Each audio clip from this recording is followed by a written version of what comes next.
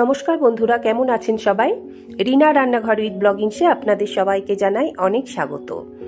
ধোকার ডালনা বা ধোকার তরকারি তো অনেক রকমভাবে বানিয়েছেন। এইভাবে একবার বাঁধাকপির ধোকার ডালনা বানিয়ে দেখুন, গরম ভাতের সাথে খেতে লাগবে অসাধারণ। চলুন তাহলে রেসিপিটা বানাতে আমাদের কি কি লাগছে আর কিভাবে আমরা রেসিপিটা বানাই দেখে নেওয়া যাক। একটা মাঝারি মাপের বাঁধাকপি আমি এরকম ঝুড়ি ঝুড়ি করে কেটে নিয়েছি। এখন বাঁধাকপিটা আমি একটু ভাপিয়ে নেব। মিনিট 5-7 সময় ধরে গরম জলে আমি বাঁধাকপিটা ভাপিয়ে নিয়েছি এবং এক্সট্রা জলটা নিংড়ে বের করে নিয়েছি। এখন বাঁধাকপিটা একটু আমি এরকম করে হাত দিয়ে একটু মেখে নরম করে নেব।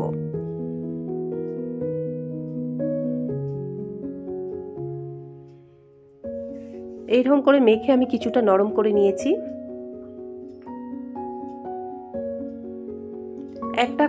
এইরকম একটা কাপের আমি হাফ কাপ বেসন নিলাম। এখন বেসনটা আমি একটা বাটির মধ্যে ঢেলে নিলাম।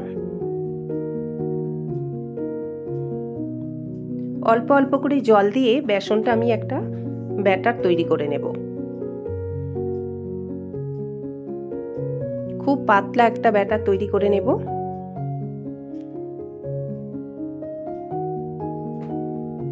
এইরকম তৈরি হবে ব্যাটারটা। কড়া গরম হয়ে গেলে দিয়ে দিলাম 1 টেবিল চামচের মতো সর্ষের তেল। তেল গরম হয়ে গেলে এর মধ্যে আমি দিয়ে দিলাম হাফ চা চামচ সাদা জিরে আর দিয়ে দিলাম 1/4 চা চামচ হিং। হিংটা যে কোনো নিরামিষ রান্নাতে খুব ভালো লাগে। খুব সুন্দর একটা স্মেল বেরোতে শুরু করলে এর মধ্যে আমি দিয়ে দিলাম ভাপিয়ে রাখা বাঁধাকপি। বাঁধাকপিটা দিয়ে আমি 2-3 মিনিট নাড়াচাড়া করে ভেজে নেব। মিনিট 3 পরে দিয়ে দিলাম 2টো কুচিয়ে রাখা কাঁচা লঙ্কা, হাফ চা চামচ আদা বাটা, খুব অল্প একটু হলুদ গুঁড়ো, ধনে গুঁড়ো, জিরে গুঁড়ো আর একটু কাশ্মীরি লঙ্কার গুঁড়ো। দিয়ে দিলাম পরিমাণ মতো নুন আর হাফ চা চামচের মতো চিনি। এখন সমস্ত মশলা আমি বাঁধাকপির সাথে খুব ভালো করে মিশিয়ে নেব।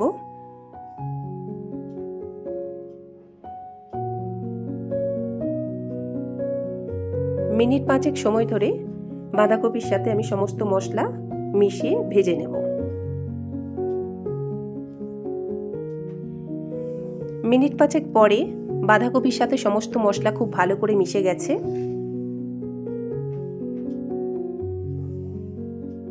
এখন এর মধ্যে আমি দিয়ে দিলাম তৈরি করে রাখা বেসনের ব্যাটারটা। বেসনের ব্যাটারটা দিয়ে কন্টিনিউ এটা নাড়াচাড়া করব মিনিট 3-4 সময় ধরে।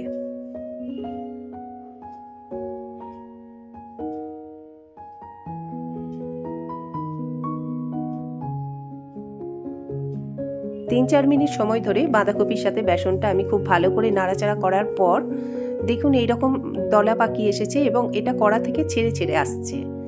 তার মানে এটা আমার তৈরি হয়ে গেছে। এবার আমি এটা নামিয়ে নিলাম। একটা থালার মধ্যে একটু তেল মাখিয়ে রেখেছিলাম। এখন এটা আমি থালার মধ্যে নামিয়ে নিলাম।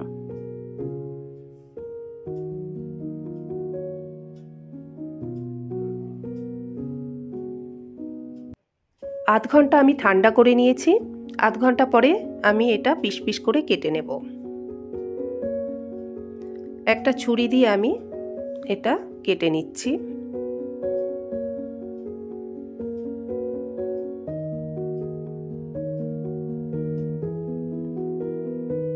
এটা ভালো করে ঠান্ডা করে নিতে হবে, তবেই এটা কিন্তু সুন্দরভাবে কাটা যাবে।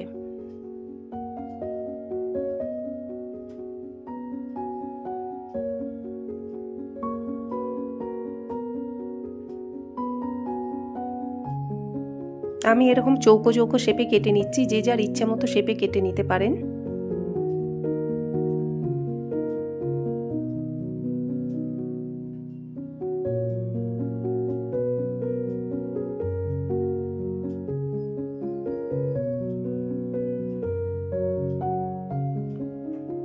দেখুন এইরকম ভাবে আমি কেটে নিয়েছি। খুব সুন্দর হয়েছে পিসগুলো।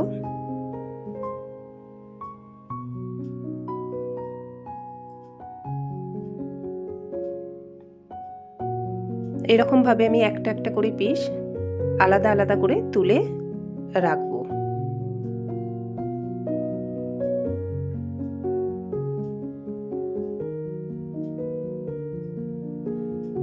সব কটা পিস আমি আলাদা আলাদাভাবে তুলে নিয়েছি। কড়াতে বেশ কিছুটা পরিমাণ সর্ষের তেল দিয়ে দিয়েছি। তেল গরম হয়ে গেলে এর মধ্যে আমি একে একে ধোকাগুলো দিয়ে দেব।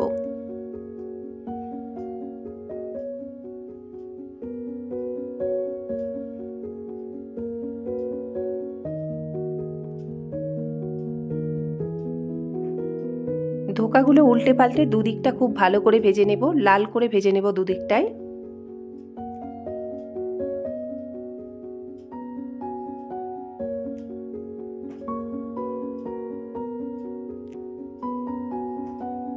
দুদিকটাই খুব ভালো করে লাল করে ভেজে নিয়েছি।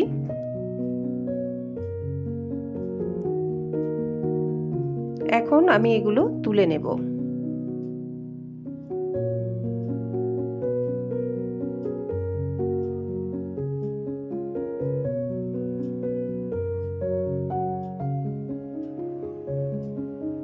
ধোকাটা খুব সুন্দর করে লাল করে ভেজে নিয়েছি।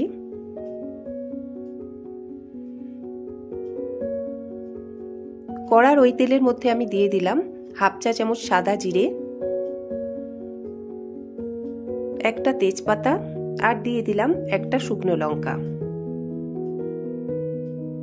দুটো ছোট এলাচ, ছোট এলাচটা আমি ফাটিয়ে নিয়েছি, এক টুকরো দারচিনি আর দুটো লবঙ্গ দিয়ে দিলাম। মশলাটা খুব ভালো করে কষিয়ে নেব।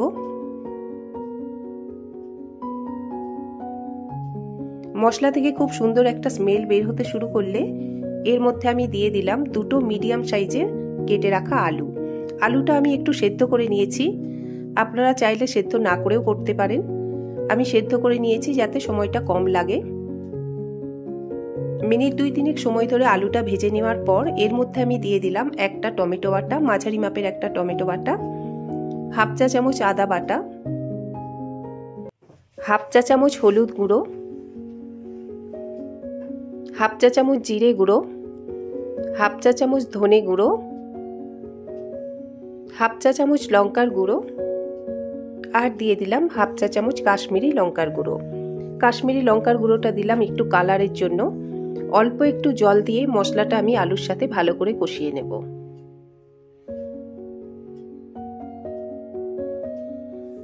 মিনিট 2 সময় ধরে মশলাটা আলুর সাথে খুব ভালো করে কষিয়ে নেব।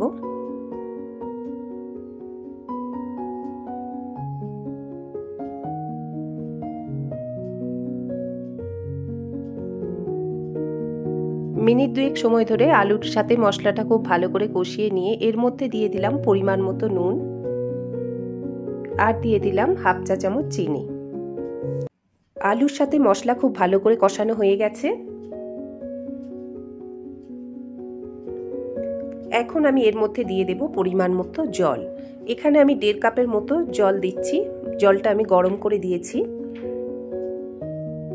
1.5 কাপের মতো গরম জল দিয়ে দিলাম।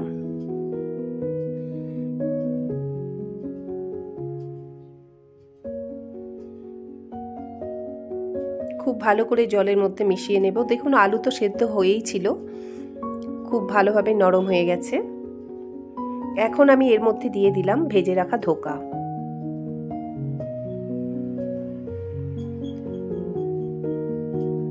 ধোকাটা দিয়ে খুব ভালো করে মিশিয়ে নেব। এই সময় কিন্তু খুব বেশি নাড়াচাড়া করার দরকার নেই।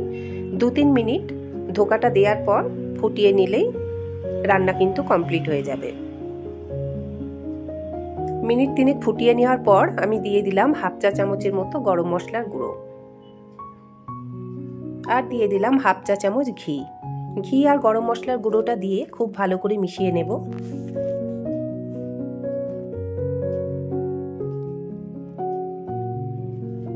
ঘি আর গরম মশলার গুঁড়ো দিয়ে খুব ভালো করে মিশিয়ে নিলেই কিন্তু আমার রান্না একদম রেডি সার্ভ করার জন্য। তাহলে বন্ধুরা কেমন লাগলো আমার আজকের রেসিপিটা অবশ্যই আমাকে কমেন্টস করে জানাবেন। যদি ভিডিওটা ভালো লাগে তাহলে একটা লাইক করে দেবেন আর পাশে থাকা বেল আইকনটি অবশ্যই প্রেস করবেন নতুন কোনো ভিডিওর নোটিফিকেশন পাওয়ার জন্য। সকলে ভালো থাকবেন, সুস্থ থাকবেন। দেখা হবে আবার নতুন কোনো ভিডিওতে। ধন্যবাদ।